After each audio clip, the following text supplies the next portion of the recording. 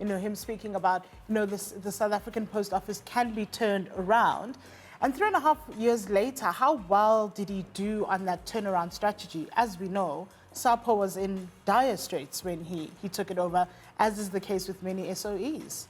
I think probably I can give him a credit that he stabilized the post office. But as to the future of post office, it really needs a clear vision as what will be the role of the post office in the future, looking at the technological changes that has happened over time. And then you would think the positioning that is relating to is the future of the post office group and the post bank, of which on its own clarity from the political organization or from the ruling party. There is no clear sense whether they need a state bank or they need a post bank, or provinces as well need banks as well, or provincial banks, or what. So if there is no clarity, there will be that frustration. But with regard to the future of the post office, I really don't understand if a post office will have to continue with its clear picture and its rollout of branches. What will it be doing in society, in the future? Because things has been changing. It's few people that will probably use it can be normal enveloped letters all around, because people are using normal technologies now, as things has changed so much. Of course, one of the big things that he came into was the SASSA CPS grant debacle. Of course, we heard when the matter then went all the way up to the Concord thanks organizations like Black Sash.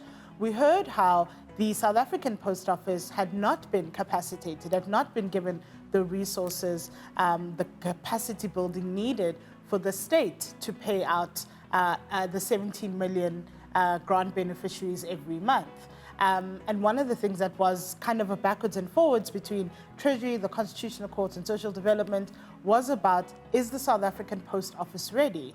And it came out that we hadn't capacitated the Post Office. And do we know just how far we are with that process of the South African Post Office taking over what is quite a critical function of the state, which is the paying out of social grants? I think that will need a seasoned banker in in retail, a seasoned retail banker, if they need that to be an action. And as well, it will need a procurement, huge procurement of technology that will, a convergence of what the current historical post office used to do and what the future will look like. Because all the things that we are relating to, it will need really a lot of risk that will be mitigated in structuring all the money in those post office. The infrastructure is there, which is the building.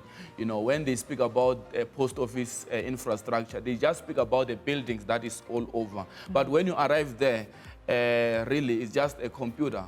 You really can't see the infrastructure that will be capacitated to do the actual work, transactioning all these huge amounts, because post of SASSA is a very big rollout of funds, or the wages, or the grants that they issue month on month. It's a big budget, and you really need security for that, and they don't have that. You need someone who will understand retail, and someone at the same time who will understand state-owned enterprises, and combining that at once.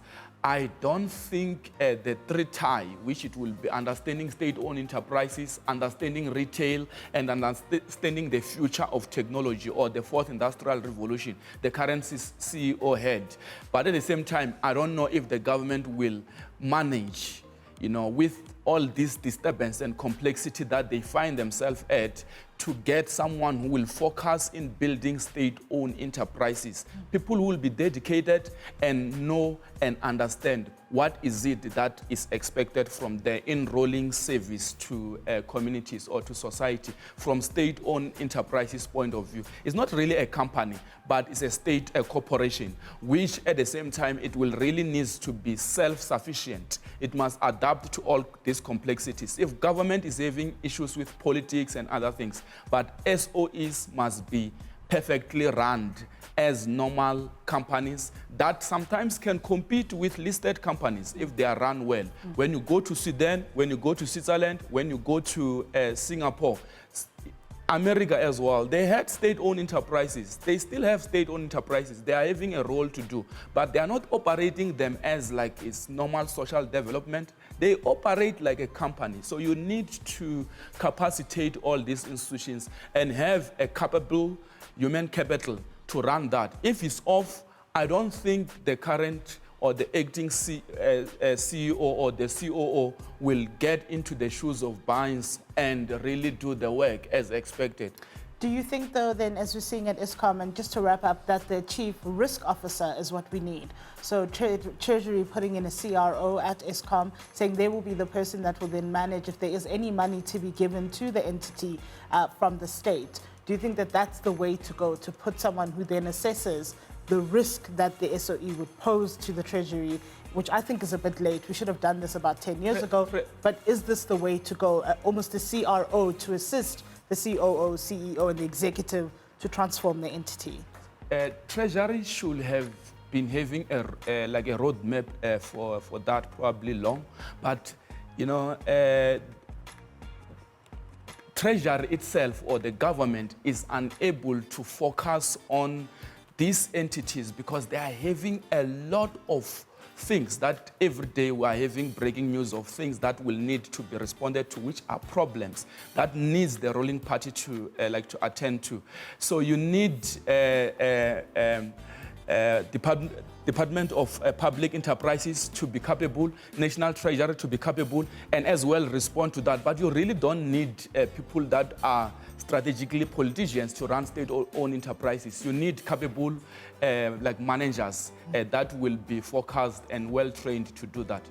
Miyelani, thank you so much for your time. That's political economist Miyelani Mkhabela speaking to us about the developments at the South African Post Office. What do you think the future of the SAPO should be? Tweet us at 45 Mornings. Don't forget the hashtag Breaking Dawn on 405. We'll be back after this.